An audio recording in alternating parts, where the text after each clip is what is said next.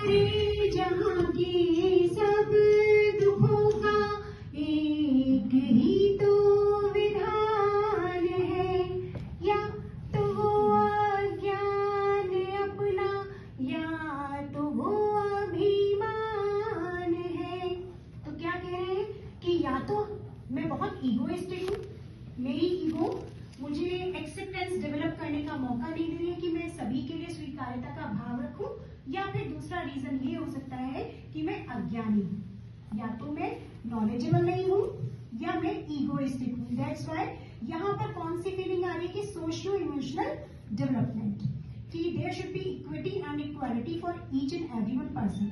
तो यहाँ पर ये इस सॉन्ग के थ्रू अगर हम ट्राई कर रहे हैं बच्चों में मोरल वैल्यूज डेवलप करने के लिए, तो साथ साथ यहाँ पर क्या है, हमारी भारतीय जो चारित्रिक गुण है, क्या साहस है ना, तो वो कह रहे हैं ना कि या तो वो ज्ञान अपना या तो वो अभिमान है, और नफरतों के जहर से मुझे प्रेम के प्यालों की ओर ले चलो, और इतना साहस मुझ में भरो कि मैं किसी का अन्याय न सह सकूं, ना मैं अन्याय करूं।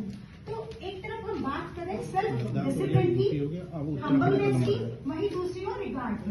तो इंग्लिश में जब हम किसी पोएट्री को या हिंदी में किसी काव्य को हम डिलीवर करते हैं तो हम उसको कोरिलेट करते हैं, like the school boy poem is in class 8, और उस स्कूल बॉय टाइटल पोएम में दिखाया गया कि बच्चा जो है स्कूल जाने के नाम से वो बहुत घबरा रहा है, क्योंकि उसको लगता है कि मुझे एक बाउंडेड एरिया में बिठा दिया जाएगा, मेरी क्रिएटिविटी को खत्म कर दिया जाएगा, और जो मैं अपने विंग्स स्प्रेड करना चाहता हूँ मैं उसको स्प्रेड नहीं कर पाऊंगा। तो वो इस चीज को कह रहा है वहां पर।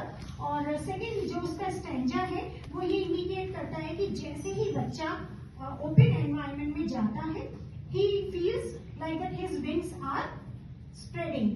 He is just going to have a flight, and the flight like a soar. He just want to have a high soar. वो बहुत ऊंची उड़ान भरना चाहता है, minutely observing each and everything. और जिस प्लांट के नीचे वो बैठता है, उस प्लांट की एक एक लीफ ऐसा लगता है डीप ब्रीथ कर रही है रिदम के साथ, और वो इस प्राण वायु को अपने अंदर फील कर रहा है।